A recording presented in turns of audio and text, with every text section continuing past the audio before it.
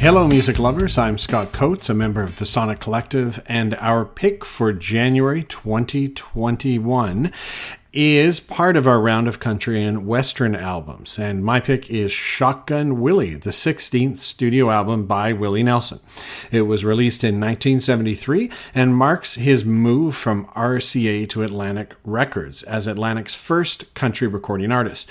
Nelson had had creative differences at RCA, and he met Atlantic Records vice president Jerry Wexler at a party. They connected, and Nelson moved to Austin. There he found a city more hippie in nature than Nashville, and he really brought together rockers and hippies, being one of the first artists to do so, bringing these two groups together.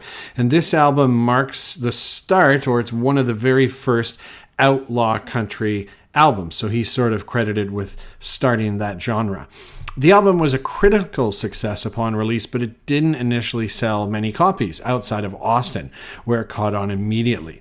Nelson knew he found a great collaborator in Wexler when he asked him about commercial concerns when making an album, and Wexler said, "Fuck commerce. You're going for art, you're going for truth." Years later, Nelson said this album allowed him to clear his throat, so to speak, and is his first album to feature Nelson with long hair and a beard on the cover. While being a prolific songwriter, he also regularly records other songs, with 5 of the 12 tracks on Shotgun Willie not being written by Nelson himself.